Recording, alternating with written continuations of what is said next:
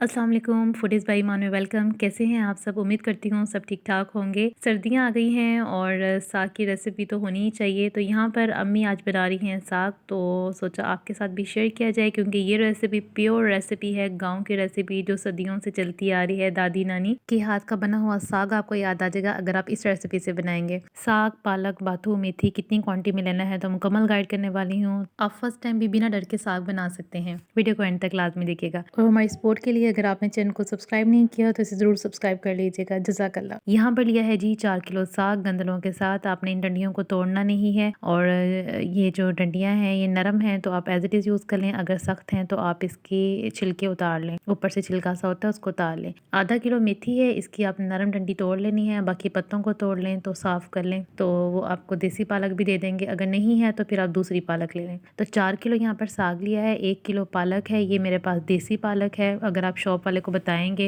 ये पालक आप देख लें, देसी पालक की शक्ल इस तरह से होती है, थोड़ी चेंज होती है। सारा कुछ साफ करके रेडी करके रख लें पहले। और इसके साथ हमने लिया है जी बाथू। यहाँ पर लिया है जी बाथू। बाथू की 3 गुठियाँ ली हैं। इनको भी आपने मेथी की तरह ही साफ करना है। नरम डंडियाँ तोड़ लें और बाकी पत्तों को तोड़ लें। इसको आपने सेपरेट ही रखना है, ये बात आपने याद रखनी है।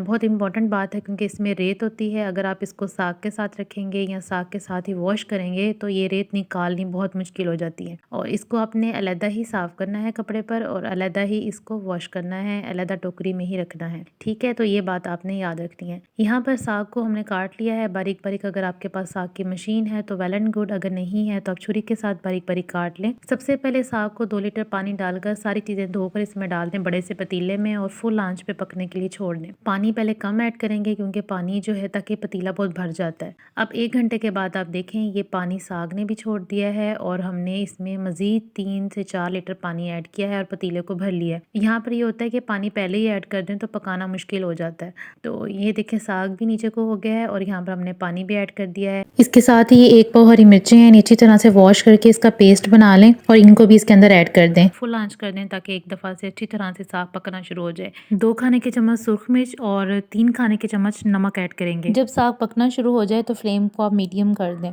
ये देखिए 5 से 6 घंटों के बाद हमारा पानी बिल्कुल ख़त्म हो चुका है लेकिन साग अभी तक पक्का नहीं है। तो हम मज़ीद इसमें 2 लीटर पानी गर्म कर कर ऐड करेंगे। इसमें कोई साइंस नहीं है। पानी अगर आपको कम लग रहा है तो पानी आप और ऐड कर दें गर्म करके। बस मेक श्योर कि आपका साग जो है वो अच्छी तरह से चूल्हे पर ही गल जाए। आपको मज़ीद मशीन में डालकर या चॉपर के साथ इसको ब्लेंड ना करना पड़े। असल जायका यही होता है कि साग पक पक कर मिक्स हो। अगर आप मशीन में करेंगे तो वो फ्लेवर नहीं आता। गंदलें हमारी सॉफ्ट हो चुकी हैं। अब यहाँ पर हमने इसको आटा इसमें मिक्स करना है और आपकी मर्जी है, आप सिंपल अकेले मकई का आटा भी इसमें ऐड कर सकते हैं या फिर गंदम का आटा इसमें ऐड कर सकते हैं।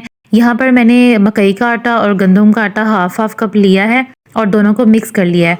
अब इसे जो है वो आपने थोड़ा थोड़ा करके ऐड करते जाना है और उल्टा चम्मच जो साग जिसे घोटते हैं उसको आप उल्टा कर लें और उसकी डंडी के साथ आप इसको मिक्स करते जाएं। इससे बहुत आसानी के साथ मिक्स हो जाता है। तो इसको थोड़ा थोड़ा करके आप ऐड करते जाएं और इस तरह से घुमाकर मिक्स करते जाएं। आप देख सकते हैं कि कितनी कम क्वांटिटी में इसमें ऐड कर रही हूँ और देखें ये मिक्स कैसे आसानी के साथ फौरन मिक्स हो जाएगा। कोई गुठलियां नहीं बनेगी आटे की और आराम से साग में मिक्स हो जाएगा। इसी तरह आप सारे आटे को 1 कप आटा जो हमने लिया है मकई का और गंदम का उसे थोड़ा थोड़ा करके ऐड करते जाएं और मिक्स करते जाएं। जब अच्छी तरह से ये सारा आटा इसके अंदर मिक्स हो जाएगा तो तब हम इसे चम्मच को सीधा कर लेंगे और इसे थोड़ा सा 5 मिनट या 10 मिनट इसको घोट लेंगे। तो ये मैं थोड़ा थोड़ा करके ऐड करती जा रही हूँ। वीडियो की स्पीड मैंने यहाँ पर थोड़ी तेज कर दी है और तब तक आपने अगर चैनल को सब्सक्राइब नहीं किया तो इसे जरूर सब्सक्राइब कर लें और वीडियो पसंद आ रही हो तो इसे जरूर लाइक कीजिएगा। अब यहाँ पर आप देखें इस तरह से आपने ऊपर से थोड़ा सा नीचे को प्रेस करना है और इस तरह से आपने इसको घोट लेना है। तो ये आपको मैक्सिमम 5 से 10 मिनट लगेंगे। तो ये देखें अभी से आप साग की लुक चेक कर लें किस तरह से वो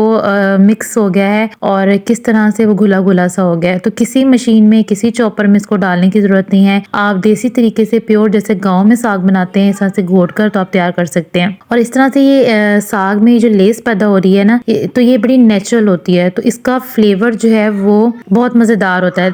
तो देखने में लगता है कि बड़ा मुश्किल होगा साग को घोटना या साग किस तरह से मिक्स होगा, बट आप देख सकते हैं कितनी आसानी के साथ साग मिक्स हो रहा है। तो ये देखें जिस तरह से ये बबल से बनने शुरू हो गए हैं, इसका मतलब है साग हमारा तैयार है। आप इस तरह से चम्मच को ऊपर उठाएंगे तो साग भी उसके ऊपर ठहर रहा होगा, तो इसका मतलब है कि इसमें जो आटा मिक्स किया है वो भी परफेक्ट क्वांटिटी है। अब यहाँ पर हमारा साग बिल्कुल तैयार है। हमने इसके अंदर धनिया ऐड कर देना है धोकर और अच्छी तरह इसे भी मिक्स कर देना है। आप देख सकते हैं कितनी आसानी के साथ हमने साग को तैयार कर लिया है। बस आप जैसे ही फ्री हो तो आप इसे चूल्हे पे रख दें। अगर आपके यहाँ भी गैस का प्रॉब्लम है तो जब गैस आए आप इसे पकने के लिए रख दें। अगर गैस चली जाए तो फिर छोड़ दें इसे, और जब दोबारा गैस आए तो दोबारा चूल्हा ऑन कर दें। तो ये आराम से आपका साग पकता रहेगा, आपको एक्स्ट्रा एफर्ट की मशीन में डालकर जरूरत नहीं है। साग हमारा तैयार है। ये अब इसे आप ठंडा कर लें और इसे छोटे छोटे शॉपर बनाकर जितना आपने वन टाइम इस्तेमाल करना है उसे आप पैकेट बना लें, किसी ट्रे में रखकर फ्रीज कर लें। और अब हम साग को लगाने लगे हैं तड़का, तो हमारे साथ रहिएगा। 5 से 6 लोगों की सर्विंग के साग को हम तड़का लगाने लगे हैं। तो ये तकरीबन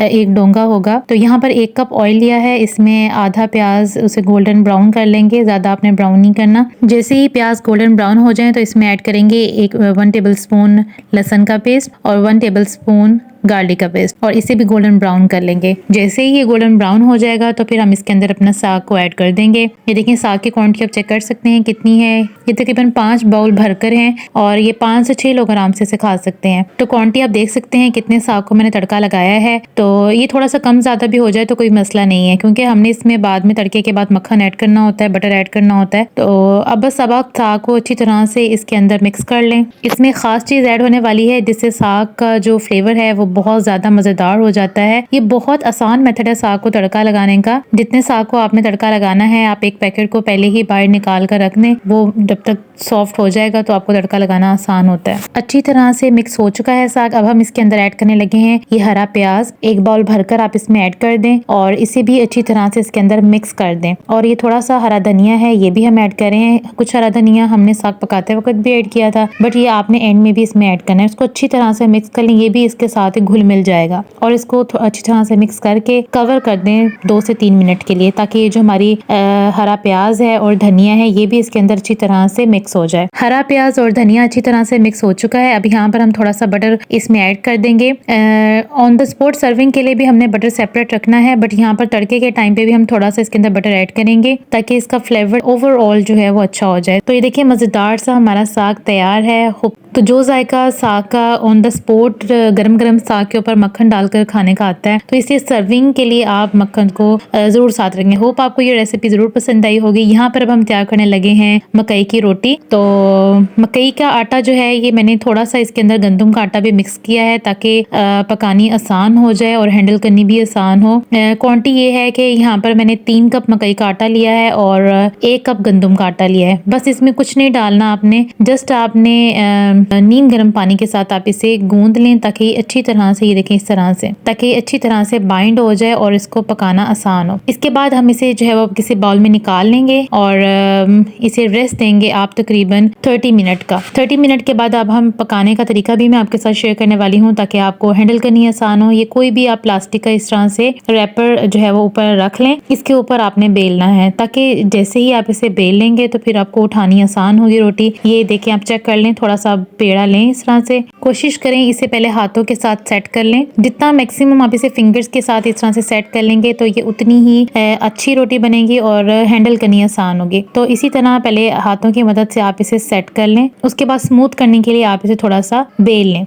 थोड़ा सा हल्का सा आपको बेलना पड़ेगा। अब ये देखें इस तरह से बहुत पतली सी और स्मूथ सी आपकी मकई की रोटी तैयार होती है। तवा जैसे ही गर्म हो जाए इस तरह से उठा लें हाथ पे, आसानी के साथ आप इसे तवे पर डाल सकते हैं। बस अब आप इसे पका लें, हल्का सा ऑयल लगा लें या बटर लगा लें। मीडियम फ्लेम पे पकाना है आपने ताकि हमारी अच्छी तरह से रोटी पक जाए। तो ये हमारी मजेदार सी मकई की रोटी तैयार है। गरम गरम साग इसके ऊपर डालें और साथ इसके ऊपर मक्खन डालें और इंजॉय करें। वीडियो पसंद आई हो तो जरूर लाइक कीजिएगा और कमेंट सेक्शन में अपनी राय का इजहार जरूर कीजिएगा। और अभी तक अगर चैनल को सब्सक्राइब नहीं किया तो जरूर सब्सक्राइब कर लीजिएगा। इंशाल्लाह न्यू रेसिपी के साथ दोबारा मुलाकात होगी। तब तक के लिए मुझे इजाजत दीजिए। अल्लाह हाफिज।